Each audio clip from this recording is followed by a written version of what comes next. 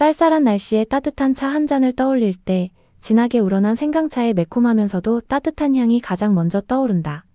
찻잔을 손에 감싸 쥐고 한 모금 마셨을 때 목과 가슴속이 시원하게 풀리며 몸이 데워지는 느낌은 단순한 음료를 마시는 것 이상의 위안을 준다.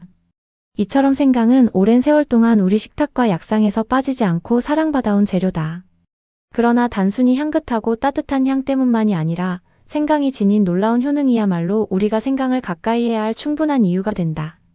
생강은 고대부터 세계 여러 나라에서 약재와 식재료로 널리 사용되어 왔으며 특히 한의학과 아유르베다 등 전통의학 체계에서 귀하게 여겨져 왔다. 우리나라의 동의보감에서도 생강은 몸을 따뜻하게 하고 위장을 보호하며 찬 기운을 몰아내는 주요 약재로 자주 등장한다. 생강의 매운맛은 단순한 자극이 아니라 몸속의 냉기를 몰아내고 기혈의 흐름을 부드럽게 하며 나아가 소화 기능을 돕는 데 효과적이다. 생강이 가장 먼저 도움을 주는 곳은 바로 위장이다. 속이 더부룩하고 소화가 잘 되지 않거나 잦은 트림이나 구토 증상이 있을 때 생강은 위장을 따뜻하게 덮여주고 소화액의 분비를 도와 음식물을 잘 흡수하게 만든다.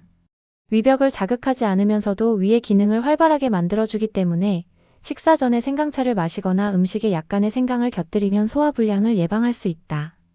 특히 회나 생선회 같은 찬 음식을 먹을 때 생강절임을 함께 곁들이는 이유도 여기에 있다. 이는 단순히 입맛을 돋우는 역할이 아니라 찬 음식이 체내에서 만들어낼 수 있는 냉기와 습기를 중화시키고 식중독을 예방하는 전통적인 지혜다. 생강은 또 호흡기 건강에 매우 유익하다. 가래가 많은 기침이나 목이 칼칼한 증상이 있을 때 생강차를 마시거나 따뜻하게 달인 생강즙을 복용하면 기관지의 염증을 가라앉히고 점액 분비를 줄이는 데 도움이 된다. 감기 초기에 생강을 섭취하면 몸을 데워 바이러스에 대항할 수 있는 면역력을 높여주고 발한 작용을 도와 체온을 올리며 병의 초기 단계에서 빠르게 회복될 수 있도록 도와준다. 또한 생강의 항균항염 작용은 단순한 민간요법 수준이 아니라 과학적으로도 밝혀진 효능 중 하나이다. 관절이 시리고 몸이 냉한 사람에게도 생강은 보약처럼 작용한다. 특히 손발이 항상 차갑거나 여성의 경우 생리통이 심하고 생리가 불규칙할 때 생강은 따뜻한 기운을 통해 혈액순환을 개선하고 자궁을 따뜻하게 데워 증상을 완화하는 데 도움을 준다. 한의학에서는 양기가 부족한 사람에게 생강을 권하는데 이는 몸속에 따뜻한 기운이 부족해 손발이 차고 쉽게 피로를 느끼는 사람을 뜻한다. 반대로 몸에 열이 많고 입이 자주 마르거나 얼굴이 잘 붉어지는 사람이라면 생강을 과도하게 먹는 것은 오히려 열을 더해 증상을 악화시킬 수 있다. 생강은 음식에도 다양한 형태로 사용된다. 고기 요리를 할 때 생강즙을 넣으면 잡내를 제거하고 맛을 한층 부드럽게 만들어주며 국물 요리나 볶음 요리에도 향을 더해주는 역할을 한다. 특히 돼지고기나 닭고기처럼 냄새가 강한 재료에 생강을 더하면 풍미가 살아나면서 소화도 잘 된다. 조림 요리에서는 생강이 단맛과 짠맛 사이의 균형을 잡아주는 역할을 하고 김치나 장아찌류에서도 생강은 감칠맛을 더하는 중요한 요소다. 생강을 갈아서 드레싱에 넣으면 느끼한 맛을 잡아주고 잘게 다져서 밥이나 죽에 넣으면 속이 편안해진다. 특히 아침에 속이 메스꺼울 때 생강죽은 위를 부드럽게 감싸주며 하루를 건강하게 시작하게 도와준다. 가장 일반적인 섭취 방법은 생강차이다. 생강을 얇게 저며 물에 끓인 후 꿀이나 설탕을 조금 넣으면 부담 없이 마실 수 있고 겨울철에는 감기 예방과 체온 유지에 탁월한 효과를 볼 수 있다.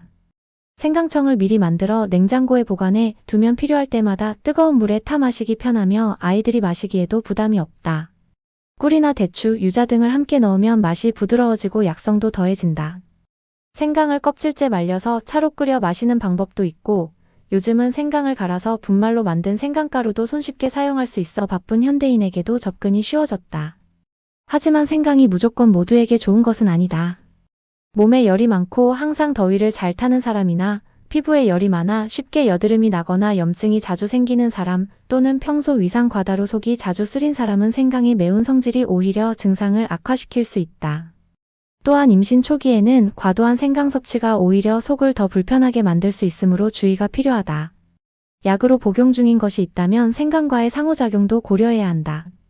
특히 항응고제나 혈압약을 복용 중이라면 생강이 혈류를 지나치게 자극할 수 있기 때문에 의사와 상담한 뒤 섭취하는 것이 안전하다. 또한 아무리 좋은 음식도 과하면 해가 될 수 있다. 생강은 강한 약성을 지닌 식품이므로 하루에 너무 많은 양을 섭취하는 것은 오히려 속 쓰림, 가슴 두근거림, 불면증 등을 유발할 수 있다. 보통 하루 510지 정도의 생강이면 충분하며 가급적 음식이나 차 형태로 꾸준히 섭취하는 것이 가장 이상적이다. 말린 생강과 생생강은 성질이 조금 다르기 때문에 체질에 맞게 선택해야 하며 말린 생강은 좀 더 따뜻한 기운을 많이 가지고 있어 몸이 매우 찬 사람에게 잘 맞는다. 생강은 단순히 향이 좋은 식재료를 넘어 몸을 따뜻하게 데워주고 소화와 면역력을 돕는 천연의 보약 같은 존재다. 우리의 식탁 위에서 그리고 한방 약전 속에서 오랫동안 사랑받아온 데에는 그만한 이유가 있다.